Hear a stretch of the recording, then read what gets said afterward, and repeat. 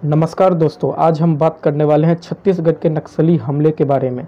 आप सबको पता होगा कि रविवार की सुबह एक बहुत ही दुखद समाचार सुनने को मिला।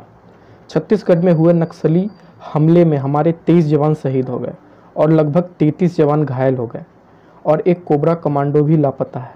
आशंका यह जताई जा रही है कि लापता जवान नक्सलियों के कब्जे में है। फिलहाल सर्च ऑपरेशन शुरू कर दी गई है सेना की तरफ से।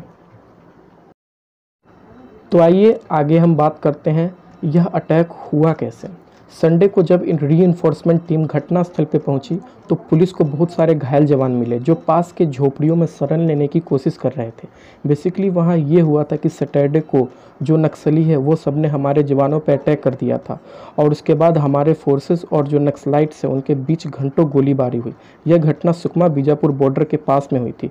इस इनकाउंटर में हमारे 22 जवान शहीद हो गए तथा 32 जवान घायल हो गए। तो अब हम बात करते हैं कि यह हमला किया किसने। ये जो सुकमा बॉर्डर के आसपास का जो इलाका है उसमें PLGA बटालियन जो कि नक्सलियों का एक समूह है उसके कमांडर माडवी हिडमा का गढ़ है। ये पूरा इलाका इन्हीं लोगों के कब्जे में आता है। उस पर 25 लाख का इनाम भी रखा गया है और जितने भी बड़े नक्सली हमले होते हैं उसमें उसका भी नाम होता है। राइट कॉर्नर में आप लोग इसकी तस्वीर को देख सकते हैं। ये लोग शनिवार को घाट लगाकर बैठे हुए थे, फिर छुपकर सैनिकों पर गोलियां बरसाने लगे जिसमें हमारे सैनिकों को भारी नुकसान का सामना करना पड़ा। आगे हम बात करते हैं कि यह घटना किस क्षेत्र में और कैसे हुई। बेसिकली यह इनकाउंटर तरीम बेस कैंप से करीब 15 किलोमीटर की दूरी के पास हुआ है। बीजापुर के जंगल में करीब 2000 जवानों को वो लोग निशाना बनाए हुए थे। जो भी घायल जवान थे उन्होंने पास के झोपड़ी में शरण लेने की कोशिश की पर वो लोग जाल में फंसते चले गए और नक्सलियों ने ढूंढ कर मारा।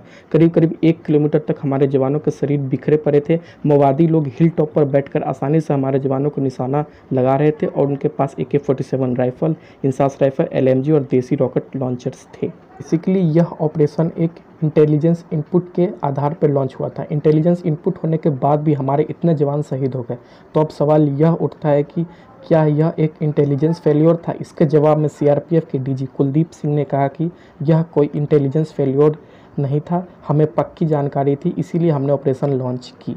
अब हम आगे बात करते हैं कि हमारी गवर्नमेंट और पुलिस फोर्स ने इस पर क्या एक्शन लिया है।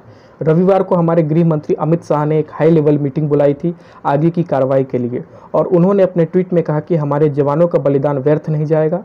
नक्सलियों ने जो किया हम उसे बर्दाश्त नहीं करेंगे, इसका सही समय पर जवाब दिया जाएगा।